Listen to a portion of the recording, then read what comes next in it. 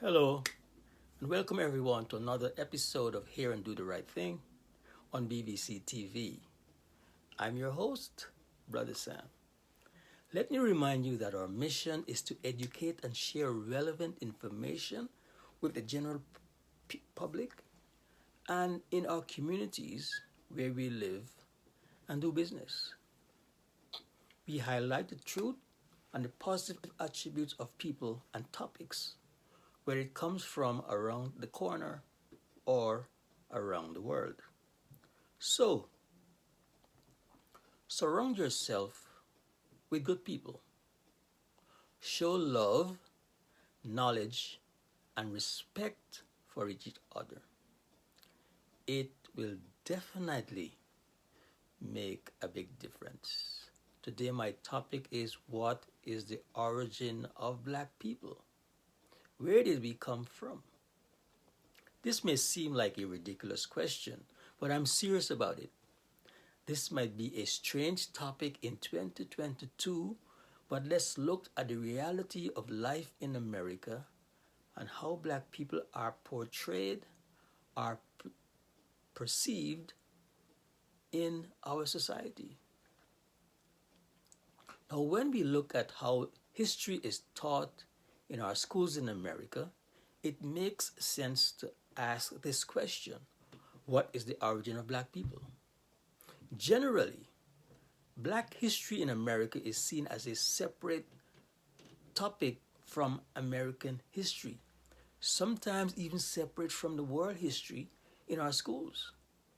So, why are we surprised when parents and politicians use this scenario to claim that teaching black history is contrary to American values and that teaching black history is against white people, against other nationalities? This is the reality we are living in today. Now, in my opinion, teaching black history as a separate subject should be for specialization mainly in pre-college, college, and universities.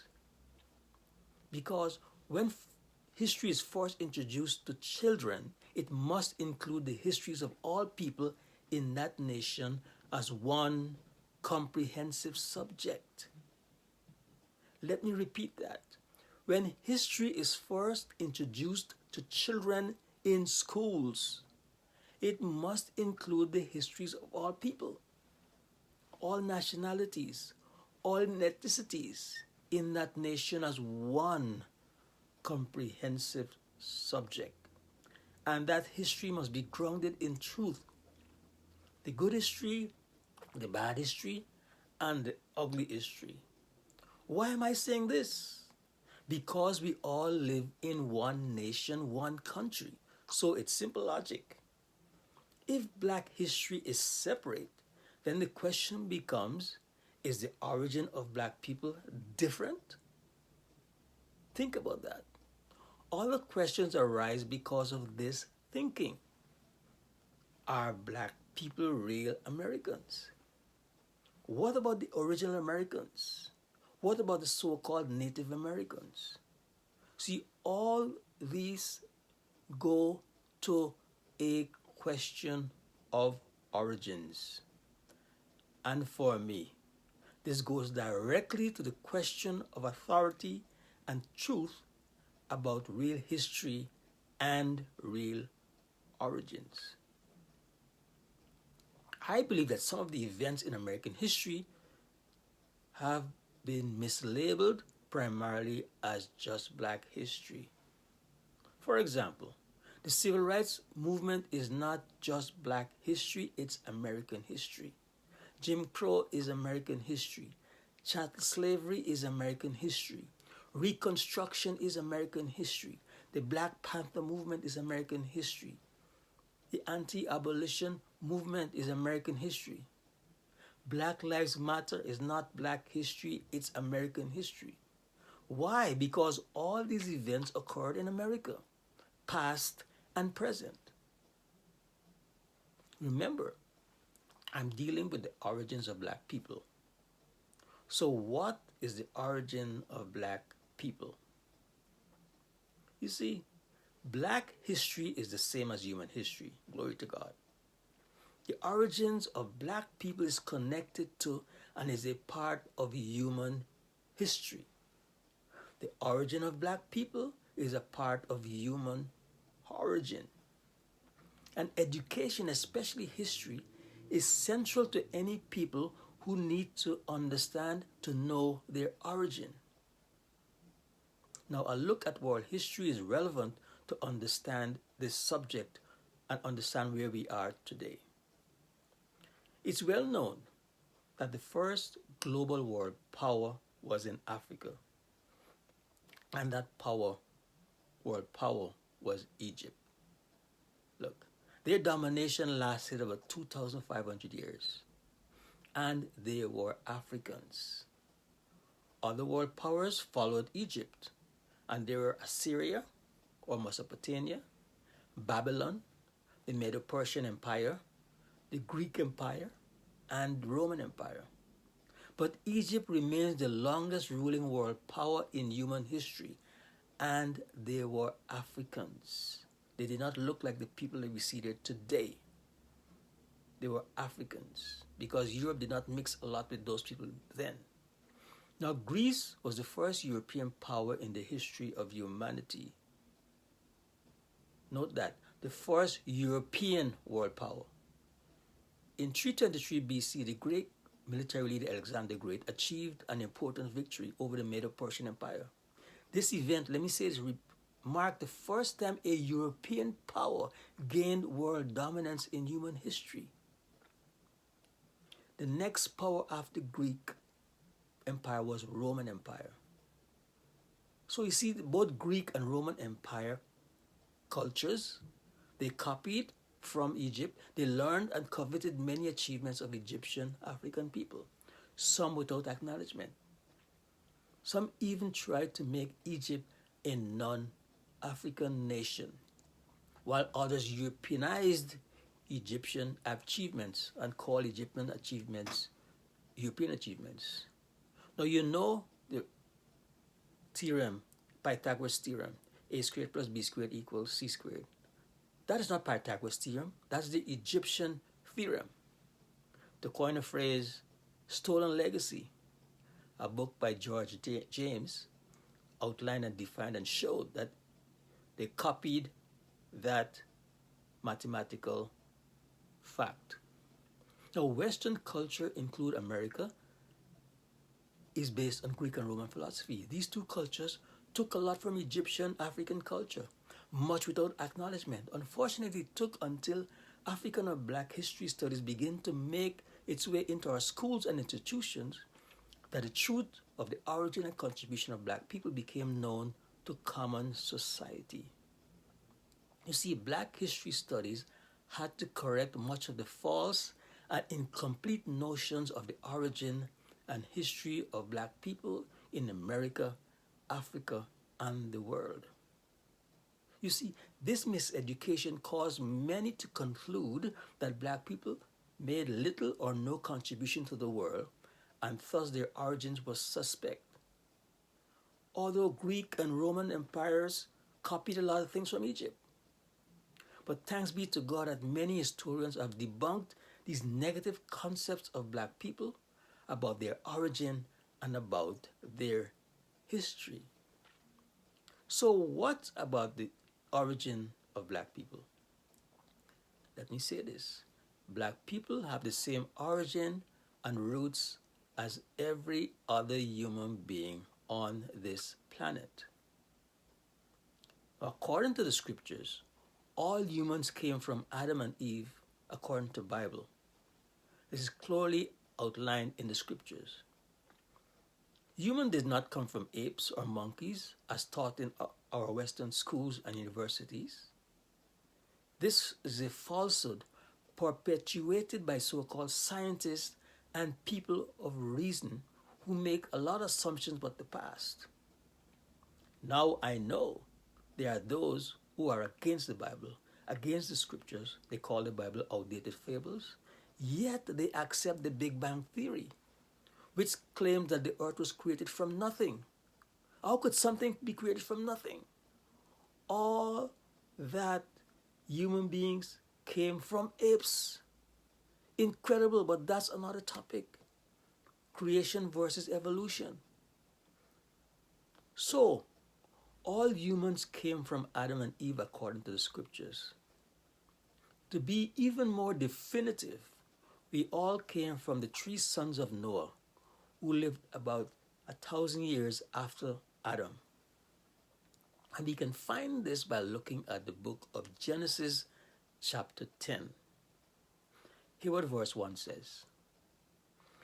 These are the generations of the son of Noah, Shem, Ham, and Japheth. Sons were born to them after the flood. Note the names of the sons of Noah: Shem, Ham, and Japheth. Now you see in the Bible, names have meanings that explain the person and his or her nationality and origin. These names give clues to a person's ancestor, to a person's forefather, a forebearer, to a person's parent, to a person's procreator. These are the three sons of Noah from whom all people descended, all humanity. So 1/3 of the planet are brothers and sisters, and the other 2/3 are cousins, starting about 5,000 years ago.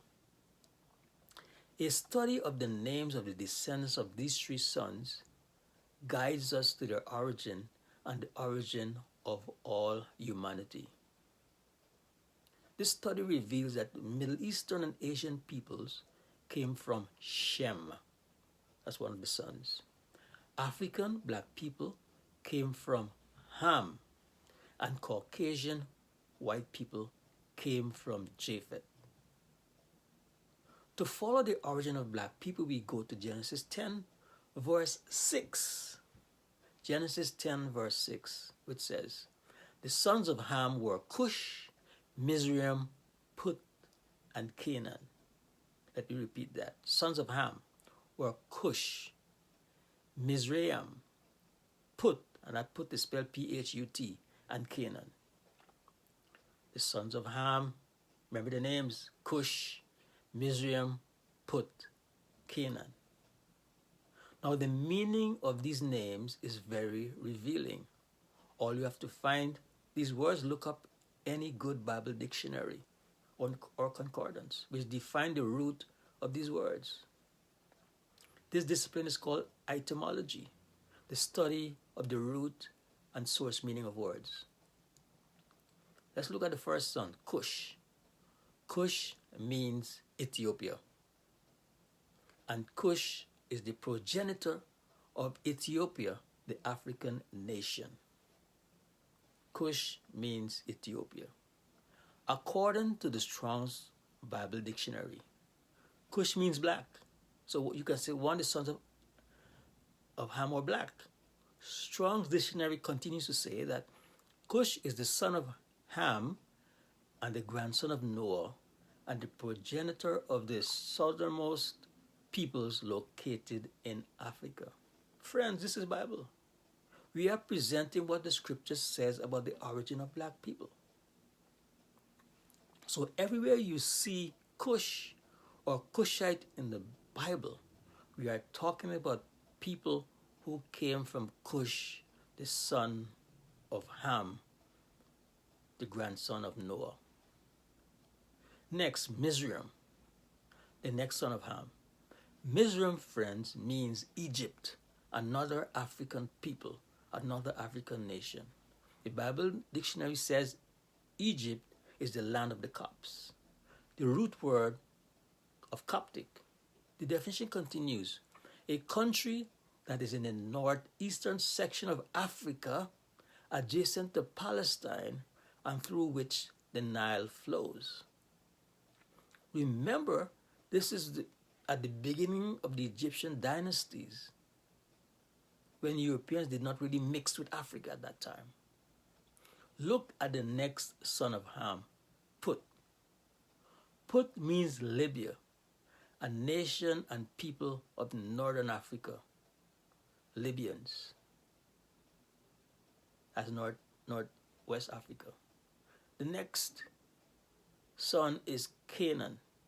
He's the fourth son of Ham and a progenitor or ancestor of the Phoenicians and of various nations which people the sea coast of Palestine.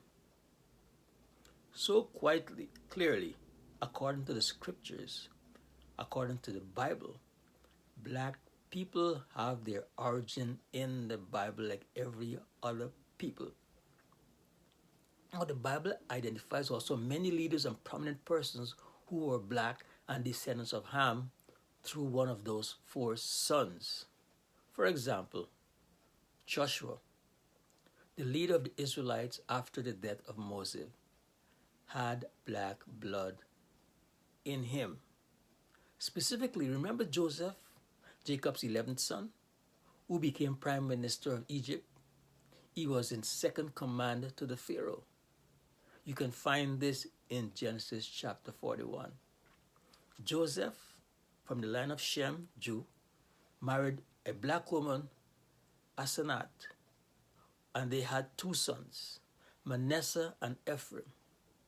Joshua, in the sixth book of the Bible, has a bloodline to Ephraim. So Joshua had Egyptian blood in him. The Bible also identifies many people who are black or had black bloodline. This includes, for example, Rahab, the woman who helped the Israel spies on their adventure into Jericho before the fall of Jericho. She was black, Canaanite. King Solomon's mother, Bathsheba, is direct genealogy back to Ham. King David and King Solomon both had black bloodline in their genes. The prophet Zephaniah was a Cushite. I just point these things out to show you that black have a position in the scriptures. You see, God already knew that people in our generation, the 22nd century, 21st century, would promote false and misguided information about the origin of black people. God already knew this, that so-called Christians would use the Bible to justify slavery, to justify negative images of black people. Fake Christians. So what did God do? God placed the truth plainly in the scriptures. So at least Christians have no excuse. So the bottom line is this. Black history is the same as American history, the same as human history. Glory be to God. The origin of black people is connected to and a part of human history. The origin of black people is a part of human origins. So do not separate it, because all people, all ethnicities, all nationalities have the same origin. Thank God for all the historians and biblical scholars who, through black studies, have brought enlightenment to the entire world about the origin and the magnificent contributions of black people to all humanity. So, black history is human history. Black origins are the same as the origin of all people, all nationalities, and all ethnicities. It's time to reinsert and reform truth and teach history in a comprehensive, truthful manner. It's time. In closing, I want to thank all of you for watching. Please share this information with others, your family and friends, because we are dedicated to foundational principles that can help us see the advancement in our lives, the advancement in our thinking, the advancement in the lives of our young people, so they are informed, that our community is informed about the truth. We would like to hear from you. And remember, you always need to hear and do the right thing. Knowledge is powerful, but the wisdom of God is the principal thing. Until next time, see you right here. Peace.